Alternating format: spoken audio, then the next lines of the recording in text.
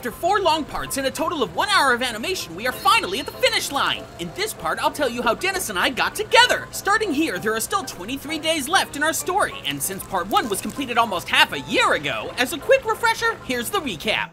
Dennus was the boyfriend of my online friend Yume, and we've been flirting for years, but when we finally met in person, sparks flew, and I thought, Yo, this one's mine. He also said he had a crush on me, but then pulled back, but the idea of the two of us grew in my head. When we were alone, we were basically together, but that wasn't enough for him for any real kind of commitment, and for me, this lack of commitment wasn't enough for me to give him a relationship at the time. Did I mention that I was taken? And then when the whole love me pressure got me nowhere, I realized I had to risk everything, so I broke up with my boyfriend, but when I told Dennus about it, his reaction was not the one I had hoped for. So what else do I have to do? Let's find out in the finale of How I Met My Boyfriend on my channel, Dark Victory! Here we are again.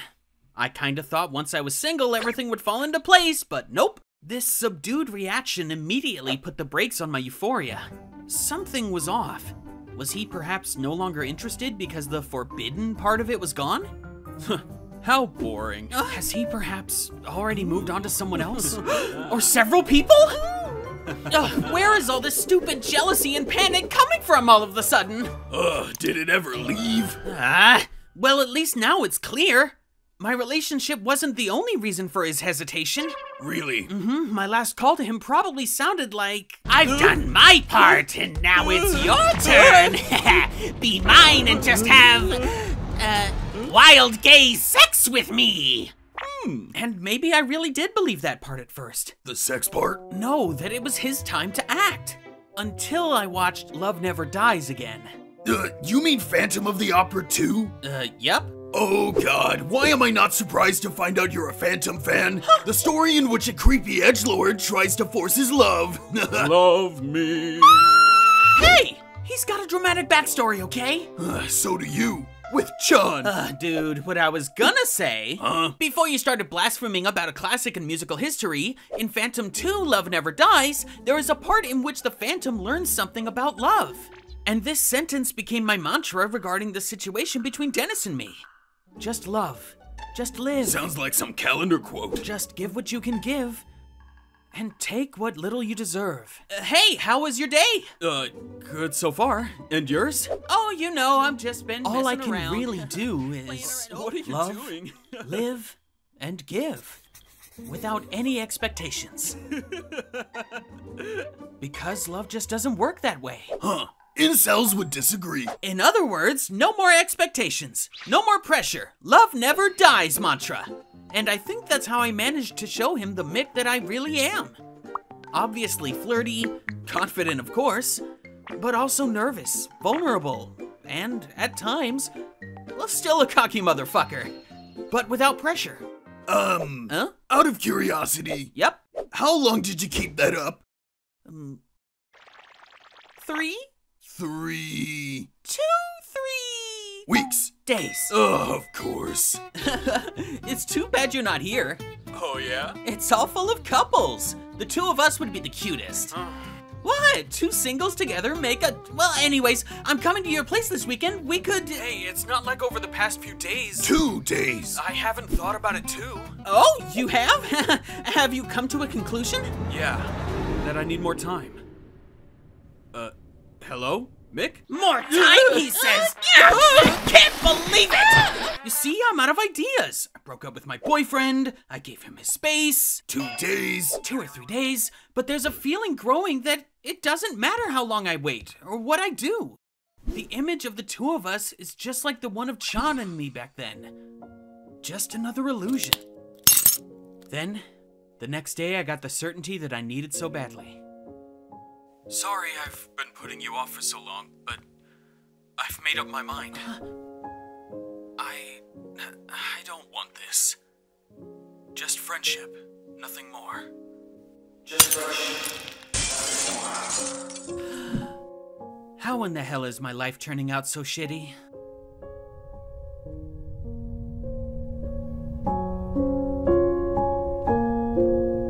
Everything for nothing. Are you still coming to visit me this weekend? As a friend? Yeah. Yeah, sure. So I hopped on the train 3 days later and went to see him on Friday. And? Still got your hopes up? No. You sure? Yeah, oddly enough, it's kind of liberating. To just think, fuck it. All the dice have been cast, let's go back to friendship. And isn't that exactly what I wanted to have and not mess up from the very start? True, true. I need commitment in a relationship, and apparently that's exactly what intimidated him. That's just the way it is. You poor thing. You want some candy? Oh, thank you. At least maybe then you'd shut up and stop sitting here talking to yourself. Huh?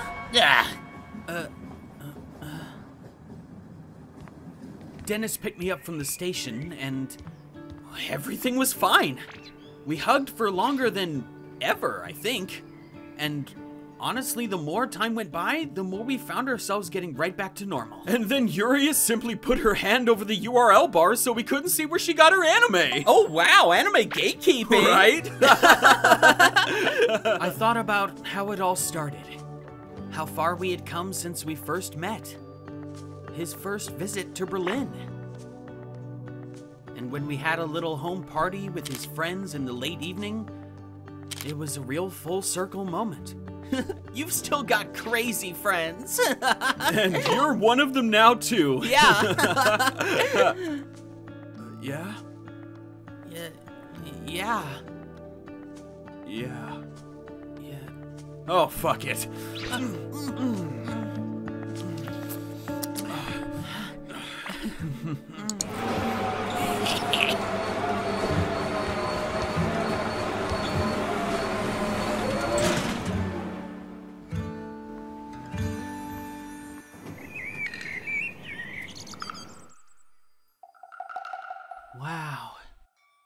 Wow. So are we together? What does this mean? Should I ask him? Will this build up pressure again? Will it ruin everything? Nah. Just chill out. Wow. Will I see you next week? I'm gonna be on vacation with my ex. Oh. Yeah. But I'll text you every day. That's what I did. You may be wondering why. Why vacation with your ex? Well, when does one ever have the chance to part like this? Not just saying, we'll stay friends though, right? But to really mean it and get used to this new situation. No one knew me as well as he did. Strengths and weaknesses. There's no one else I had spent so much time with, and nobody ever saved me like he did. And I am not talking about the one time on vacation he almost had to kick the door down because I went fully unconscious after drinking the cheap booze. Seriously, after that I never got so ungodly drunk again. But I believe that also shows how done I was with everything. Yeah, definitely not one of my brightest moments. And even though there was no EU roaming while abroad and SMS and internet were fucking expensive, I kept my promise and sent a message to Dennis every day. Until we were back home. Hey, good news! I'll be in Berlin for the next 2 days. It's training for my instructor job. Ooh, does that mean I'll get to see you all fit and sweaty? You better bet on it. Deal.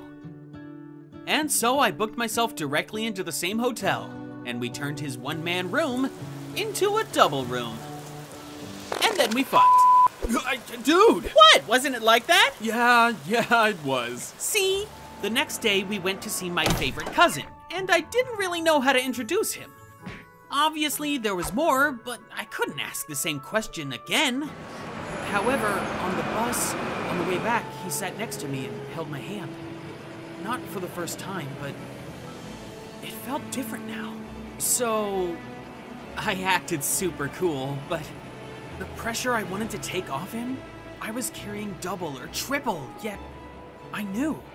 Huh? This time, it'll work. Can you just be my boyfriend already? Okay. Yeah? And that's the story of how I met my boyfriend. 4 years after our first chat, 604 days after our first encounter, and 123 days after he visited me alone for the first time, we finally got together. The boy who needs security so desperately, and the one who wants his freedom just as badly.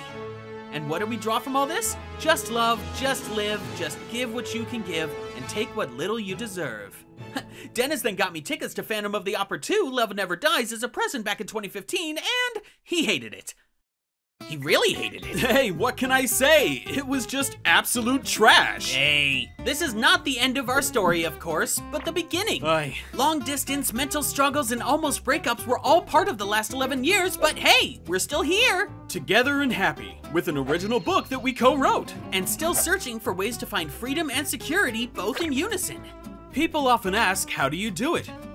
Well, you got any advice? I think our getting to know each other is a pretty good showcase that it always takes work and adjustment. It's a constant up and down because two individuals have their very own needs. Yep, what helps is listening, responding to each other, and time. A lot of time. Feelings always change, so you can only check if you are still on the same track, and whether you want to work on maintaining the same direction. Oh, and most important, never put your love Yeah? under pressure.